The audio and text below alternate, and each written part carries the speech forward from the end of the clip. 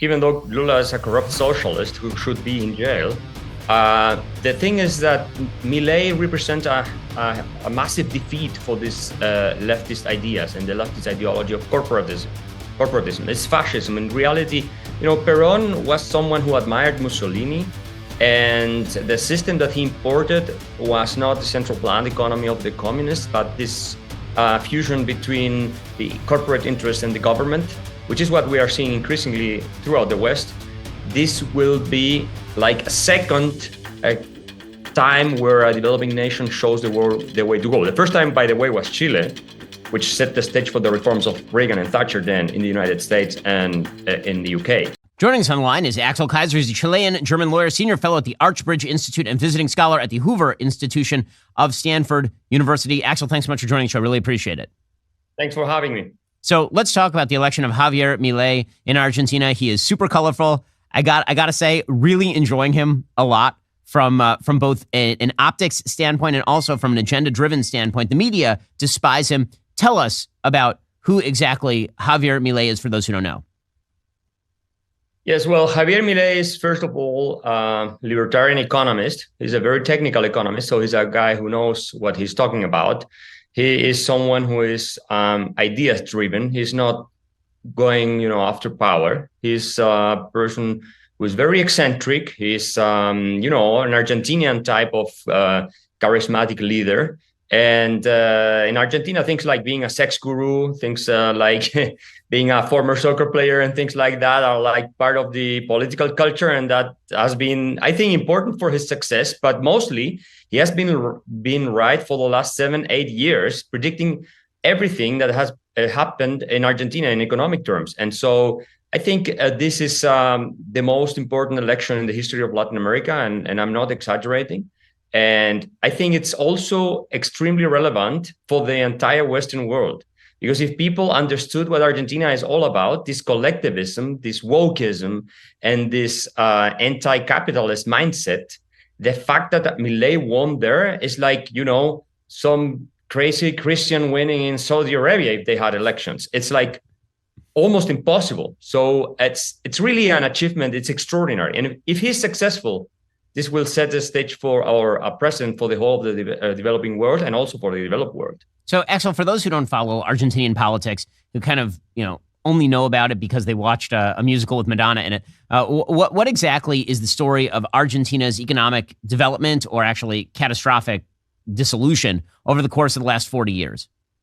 Well, we need to understand that Argentina is the most Western nation in Latin America. Okay, the population is mostly European. That's why people were crazy when they won the World Cup because there were no black players in the Argentinian soccer team, and they were being attacked for that. But the reality is that Argentina was the nation with the highest per capita income in the world in 1895 in the world, and previous to the First World War, the 6% average GDP growth that they achieved for almost 50 years is the fastest economic growth rate in recorded history. And this was not only commodities, it was also industrial production. Argentina managed to have the growth rate of Germany and Japan in the early 20th century in terms of industrial production. And then what happened? Collectivist ideas, socialist ideas, and especially fascist ideas, which is basically another brand of socialism, started to gain traction. And then General Juan Domingo Perón was elected president in 1946. And since then, they managed to transform the complete Argentinian culture and institutions, a little bit like the takeover you are seeing in the United States with universities, with corporations and things like that, with the woke agenda. It's the same thing that happened in Argentina 100 years ago. And it took them until Javier Milei, and I hope he's successful, to recover from that. So now they're one of the poorest countries. They have 150% inflation rate, and they have 50% of the population living under the poverty line. This is extremely catastrophic for a nation that has so many resources and human capital. So this is not only the past 4 decades. This is a century of decline, and Javier Milei is trying to bring back this golden age of Argentinian history, which, by the way, was to a great extent the result of the constitution of Juan Bautista Alberdi, who was a huge fan of the American founding fathers, especially of Thomas Jefferson. And he applied this philosophy, this libertarian philosophy, to the Argentinian constitution from 1853. And that was the reason why they had so much prosperity. So that tells you something about which ideas work and which ideas don't work. So, Axel, for those of us in the West who are watching the economy of Argentina, the reality is that the Peronist philosophy looks an awful lot like sort of the modern left-wing economic philosophy. It's not pure socialism in the sense that Venezuela is nationalizing all industry. It's more that private industry exists, but it's heavily regulated, it's heavily subsidized. There are huge protections that are put in place for friends of the government. The idea is that all control of the economy is sort of command and control, but allowing for private ownership. It looks a lot like sort of the Nazi corporatist model, a lot of focus on autarky and everything being produced in country and trade deficits as opposed to open and free trade. And then when you get in trouble, you just inflate your way out of it. And I think that's one of the reasons you're seeing the left-wing press in the United States and abroad freaking out about Milei's election. This should be a moment where they look and they say, well, this is actually quite good for the West. I mean, Milei, unlike a huge number of politicians in South and Latin America, he's openly calling for a close relationship with the United States, with Europe, with Israel, with allies of the West. And he's openly saying that he does not want to have governmental relations with communists like China or socialists like Brazil. He really wants to be part of the West. And what you're seeing is this sort of standoffishness from the press and from some in the internationalist left in the United States and abroad. It really is an amazing spectacle when you have somebody who's begging to be part of the Western economy, begging to be part of the Western alliance. And everybody's kind of like, well, but we do like Lula. Well, because even though Lula is a corrupt socialist who should be in jail, the thing is that Milei represents a massive defeat for these leftist ideas and the leftist ideology of corporatism. It's fascism. In reality, Perón was someone who admired Mussolini, and the system that he imported was not the central planned economy of the communists, but this fusion between the corporate interest and the government, which is what we are seeing increasingly throughout the West. And now I've lived in Argentina, and I know Javier Milei very well. We have done many things together, and he is basically representing the complete opposite philosophy. So the ideas that were brought to Argentina that defined the social evolution in the last century were all the same ideas that you're being taught at universities all over the West. Socialism, Keynesianism, this sort of ESG type of ideas where government and the corporations have to work together in order to achieve different things. And this is what destroyed Argentina. And so I don't think people who criticize him on the media, mainstream media, really care about Argentinians, that 50% of them are living under the poverty rate, on the poverty line. And they just don't want to see him succeed. Because if he succeeds, this will be like a second time where a developing nation shows the world the way to go. The first time, by the way, was Chile, which set the stage for the reforms of Reagan and Thatcher then in the United States and in the UK. And this is why the left hates Chile so much. At least in what's its history in the economic system. So I think they hate Milei and they will keep hating him. And the only way we're going to get out of this is if he has some help from the United States. And I think for that, it's important to have regime change in the US as well.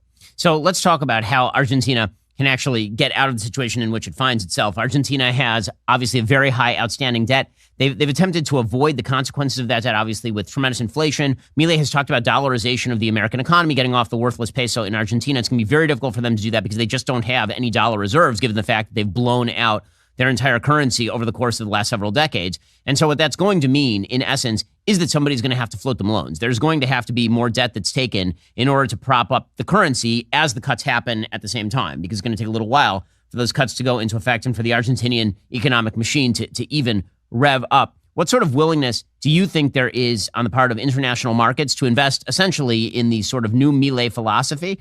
Do you think that the IMF is going to extend its loan terms? And how much is going to be asked of, for example, the United States in terms of helping to prop up the Argentinian economy until Milei can take the sort of austerity measures that are necessary to get the economy back on solid footing? Well, first of all, Argentinians have $200 billion in cash under the mattress in Argentina. There are almost more dollar bills in Argentina than in the US. And this is not an exaggeration. I think it's the second country in the world with more dollar bills. So partly the Argentinian economy is already dollarized because people don't trust the peso, so they buy dollars, and everything is in the black market. I mean, you go to Argentina, you pay for the Four Seasons, and what you do is you bring your dollars in cash into the country, and then you sell them in the black market for the real exchange rate, and then you pay the Four Seasons. And they accept the pesos, and they have discounting machines. It's amazing, like if they were a bank. But then you also have potential to attract a lot of investments. Argentina has Vaca Muerta, which are huge reserves of oil and other stuff. They have lithium. And so the problem is that money is not flowing into Argentina because there is no rule of law, and you are not safe as an investor if you try to, if you put a lot of money into a country like that. But they have developed some clever ideas in order to attract these investments and to have them secure on an international level, so that you are not going to be confiscated. So that is part of the plan. He has, of course, to declare legal tender the dollar as well, because the dollar is not legal tender in Argentina. It's only the peso, which is worthless. And this is a way that you could allow the circulation of the dollar and start a replacement process. It's a similar way, a similar procedure that El Salvador used when they dollarized the economy. And then I don't know. I don't think the IMF will be very collaborative with Milei, not under the Biden administration, because they were with Macri. So the largest amount of money that or bailout the IMF has ever given was during the Macri years, almost $60 billion. So the largest creditor of the IMF is Argentina, but it was under Trump, and Trump liked Macri. I think they knew each other from somewhere. I'm not sure. Maybe they did business together. I think I read that somewhere, but I might be wrong on that. But now with Biden, I don't think that it's in the interest of the American left to see a libertarian, classical liberal / type of Republican president in Argentina being successful. So I think the pressure will be put on the international institutions not to collaborate with Argentina. And so we have to rely on private individuals and people like, I don't know, Elon Musk, who was very excited about this phenomenon in Argentina. Maybe he is interested in investing a couple of billions in, lithium exploitation in the country. And that's the way you can solve the problem. But this is a big mess. And it's going to be extremely hard to fix, but he has only, I think, 60 days. In 60 days, he has to announce all these measures. Otherwise, he will lose the political capital. Remember that he used the lion as a symbol of his campaign. And people voted for him because they wanted him to be aggressive when he runs the government and not a gradualist or a moderate. So he has to be, he has to meet the expectations. Otherwise, their country will turn against him. That's AXEL Kaiser, Chilean-German lawyer and senior fellow at the Archbridge Institute, visiting scholar at the Hoover Institution of Stanford University.